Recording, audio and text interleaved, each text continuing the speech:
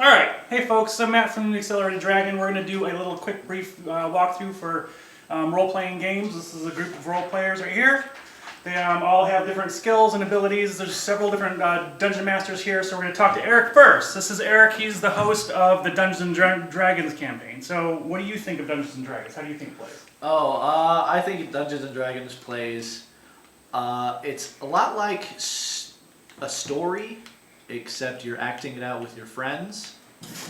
That's what I think mostly. If you were going to relate this to any kind of movie, would this relate to a movie of any kind? Probably Lord of the Rings. Lord of the Rings. Okay, so we have Lord of the Rings as a Dungeons & Dragons. This is a good match. Alright, so this over here, this is Richard. He is kind of a newbie at role-playing games, but he's just trying this one as a new concept. This is his second campaign, so he's not too familiar with games. What do you think of this campaign?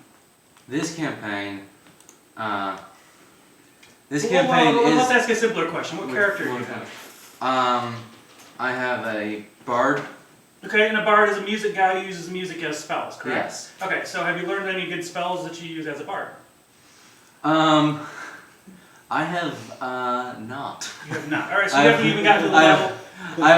I have spells. I haven't been particularly impressed with the effects of any of them. Is there Vicious Mockery. So back to Vicious the, Mockery has worked out very well. Vicious Mockery. So is there a good bard spell as you see, as a DM? What would you see as a good spell for a bard? Well, it depends on really what you're going for. If you're looking for things like buffing or debuffing, Buffing means? making your allies stronger. Debuffing is making enemies weaker. A good debuff would be the Bane spell lets you take a d4 off of any ally or any enemy's attack rolls and saving throws, which can really help other people hit them harder. Nice, so that's actually what you're looking for. This is Spencer. Spencer might be known from here. He actually is one of the only few people else that works in the store. And he is a DM for Pathfinder. Is there anything that's similar to Pathfinder? Yes, Dungeons & Dragons is extremely similar to Pathfinder. Is there any other games? Because I usually equate it to Skyrim. I mean, sure, yeah, it fits Skyrim, Lord of the Rings. And your typical campaign is medieval based fantasy. around what? My current campaign, they are currently escorting a werewolf from a city in the far north to a city along the equator of dragon riders so that he can train his dragon. How to Train the Dragon, nice. Okay, Eric, could you switch? Could you hang on that for a minute? Yeah. Here, Jackie. That's how to train the dragon. Alright. This is Jackie. This is one of our favorite people in the world. Hi, friends. She is the host of the Vampire campaign. Vampire is based around what? So it's based on vampire lore.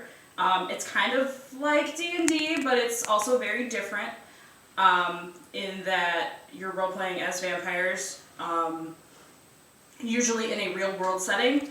So my setting is Detroit, post-World War II. So I kind of went for a noir sort of feeling with it. It's a lot darker, it's grittier, it's kind of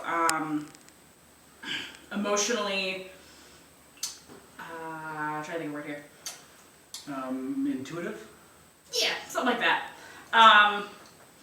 And it's just kind of based on role-playing more so than a lot of the math that D&D and Pathfinder might base itself on. So a little less combat, you'd say, a little more storyline driven. A lot of storyline. So that's actually what a lot of people actually have that as a flavor. This is Vic. This is another one of our favorite people. She's been in just about everything we've ran.